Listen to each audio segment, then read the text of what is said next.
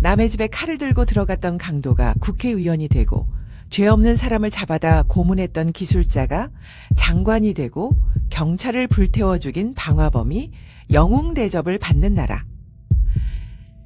이건 소설이 아닙니다. 바로 지금 우리가 살고 있는 2026년 대한민국 여의도의 끔찍한 민낯입니다. 평생 허리띠 졸라매고 가족들 먹여 살리느라 찢어지게 가난했던 이 나라를 세계 10대 강국으로 일으켜 세운 주역이 바로 여러분이십니다. 그런데 정작 지금 뉴스에 나오는 높은 사람들을 보면 내가 알던 대한민국이 맞나 싶어 억장이 무너지실 겁니다. 법을 잘 지키며 착하게 산 사람은 바보 취급을 당하고 오히려 목소리 크고 법을 어기는 사람들이 떵떵거리며 사는 거꾸로 된 세상이 되어버렸습니다. 우리가 흔히 민주화 운동가라고 믿었던 사람들, 젊은 날 독재에 맞서 싸웠다며 그 시절을 훈장처럼 자랑하는 그 사람들이 사실은 어떤 무서운 가면을 쓰고 있었는지, 그리고 그들이 권력을 잡은 2026년 오늘 우리 삶이 왜 이렇게 팍팍해졌는지 그 이유를 낱낱이 파헤쳐 보겠습니다. 1979년 4월에 어느 봄날이었습니다. 서울의 한 대기업 회장님 댁 초인종이 울렸습니다. 말끔하게 양복을 차려입고 넥타이까지 맨 청년 4명이 예쁜 선물 상자까지 들고 서 있었습니다. 누가 봐도 아주 점잖은 손님 같았기에 경비원도 의심 없이 문을 열어주었습니다. 하지만 문이 열리자마자 그 점잖던 청년들이 품에서 시퍼런 칼을 꺼내 들었습니다. 그리고 망설임 없이 경비원의 옆구리를 찔렀습니다. 흉기로 사람을 해친 특수무장 강도였습니다. 기가 막힌 건 이들이 돈을 뺏으려던 이유입니다. 바로 혁명자금이었습니다. 이들은 난민전, 즉 남조선 민족해방전선이라는 반국가 단체 소속으로 북한 김일성에게 바칠 돈을 마련하겠다며 남의 집에 쳐들어가 죄 없는 경비원을 흉기로 찌른 것입니다. 그런데 이 끔찍한 강도 사건의 주범은 감옥을 다녀온 뒤 세월이 흘러 갑자기 민주화 투사로 둔갑했습니다. 그리고 대한민국 국회의원 배지를 달았습니다. 한 번도 아니고 무려 4번이나 당선되었습니다. 심지어 국회 어른이라 불리는 국회 부의장까지 지냈습니다. 강도상의 전과자가 대한민국 법을 만드는 최고 높은 자리에 앉아 호령하고 있었던 겁니다. 다음은 TV에 자주 나와 말 잘하고 글 잘 쓰는 유시민 씨입니다. 아주 똑똑한 지식인으로 통하며 젊은이들의 멘토 행세를 하지만 1984년 가을 서울대 학생의 간부 시절 벌인 일은 끔찍합니다. 그들은 경찰 스파이를 잡겠다며 평범한 민간인들을 빈 강의실에 감금했습니다. 비명소리가 새어나가지 않게 입에 수건을 물린 채 몽둥이로 때렸고 심지어 사람을 거꾸로 매달아 놓고 물고문까지 자행했습니다. 피해자들이 제발 살려달라, 나는 스파이가 아니다라고 애원했지만 소용없었습니다. 피해자 중 한 분은 그날의 충격으로 평생 정신병을 앓으며 폐인처럼 살아야 했습니다. 그런데 사람을 고문했던 그 가해자들은 고작 1년 정도 감옥을 살고 나와서 지금은 그때는 민주화를 위해 어쩔 수 없었다는 궤변을 늘어놓으며 떵떵거리고 삽니다. 장관도 하고 베스트셀러 작가가 되어 존경받는 선생님 소리를 듣습니다. 죄 없는 사람을 때리고 고문한 사람이 인권을 논하고 정의를 가르치는 세상이 되었습니다. 가장 비극적인 건 1989년 부산 동의대 사건입니다. 시위하던 학생들이 도서관에 틀어박혀 있었고 경찰들이 진입하자 복도에 미리 뿌려둔 신라의 화염병을 던져 불을 질렀습니다.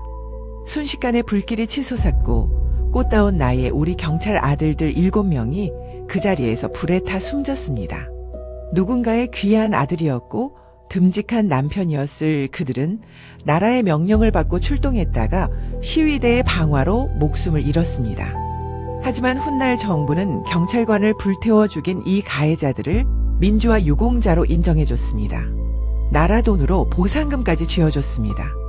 불에 타 죽은 경찰관의 늙은 부모님들은 피눈물을 흘리는데 사람을 죽인 사람들은 영웅 대접을 받는 나라가 된 것입니다.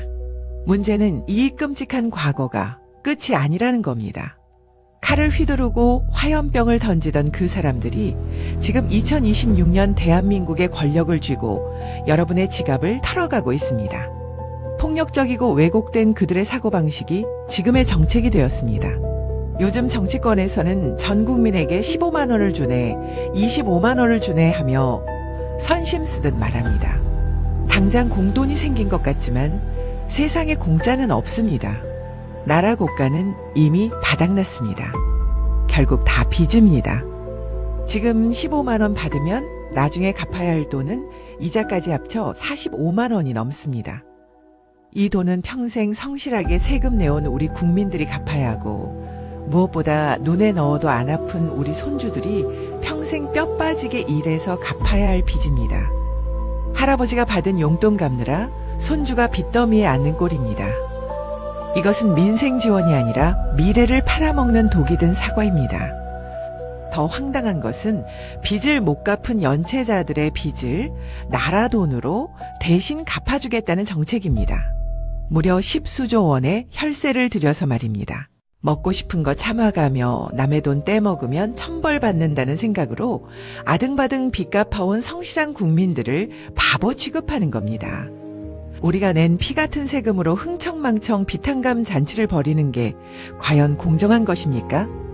조국 대표 같은 사람들은 대기업 다니는 사람들 월급을 깎아서 중소기업 사람들에게 나눠주자는 사회연대 임금제를 주장합니다. 죽어라 공부하고 밤새워 일해서 성공한 사람들을 죄인 취급하며 다 같이 못 사는 하향 평준화를 만들자는 공산주의적 발상입니다. 정작 본인들은 뒤로 자식들 의대 보내려 서류 조작하고 강남 아파트 살면서 온갖 특혜는 다 누립니다. 국민들에게는 개천에서 붕어, 개구리로 살아도 행복하다고 가르치면서 본인 자식은 욕 만들려고 편법을 쓰는 지독한 내로남불입니다. 하지만 그 견고해 보이던 그들의 카르텔에도 금이 가고 있습니다. 여의도 안쪽에서는 이재명 대표와 정청래 의원 그리고 친문 세력들이 권력을 놓고 서로 으르렁거리는 밥그릇 싸움이 한창입니다. 특히 이재명 대표를 둘러싼 수많은 재판들 때문에 그들은 패닉 상태입니다. 감옥에 가지 않으려고 아직까지도 판사를 겁박하고 수사검사를 탄핵하겠다며 지치지도 않고 사법부를 흔들어댑니다. 나라를 위해서가 아닙니다. 오직 본인들이 감옥 가기 싫어서 대한민국 사법 시스템 전체를 망가뜨리고 있는 겁니다. 그 와중에 정청래 의원 같은 강성 세력들은 이재명 대표가 무너지면 다음 대장 노릇은 내가 하겠다며 딴 마음을 품고 있습니다. 서로 믿지 못해 감시하고 뒤통수 칠 기회만 노리느라 국회는 멈춰섰고 그 피해는 고스란히 하루 벌어 하루 먹기 힘든 우리 서민들에게 돌아오고 있습니다. 민생은 뒷전이고 오직 방탄과 권력 욕에만 미쳐있는 그들입니다. 사랑하는 구독자 여러분, 그리고 대한민국을 지켜오신 위대한 국민 여러분, 우리가 눈을 감고 귀를 닫는 순간 저들은 역사를 완전히 바꿔버릴 것입니다. 강도와 고문 기술자를 영웅으로 기록하고 한강의 기적을 일궈낸 우리 어르신들의 피와 땀을 청산해야 할 적폐라고 모욕할 것입니다. 아직 늦지 않았습니다. 2026년 2월 이 유난히도 춥고 시린 겨울을 이겨내야만 진짜 봄이 옵니다. 여러분의 해안과 산전수전 다 겪어내신 지혜가 절실합니다. 오늘 들으신 이 진실을 혼자만 알고 계시지 마십시오. 경로당 친구분들에게, 단톡방 지인들에게, 그리고 사랑하는 아들, 딸, 며느리에게도 꼭 이 영상을 보여주십시오. 그리고 말씀해 주십시오. 이게 진짜 역사다. 범죄자가 통치하는 나라를 너희들에게 물려줄 수는 없다. 그렇게 당당하게 가르쳐 주십시오. 시대의 기록은 거짓이 진실을 덮지 않도록 이 자리에서 묵묵히 올바른 역사를 기록하겠습니다. 누가 뭐라 해도 6.25 전쟁의 폐허 위에서 세계 10대 경제대국을 만들어낸 주인공은 바로 여러분입니다.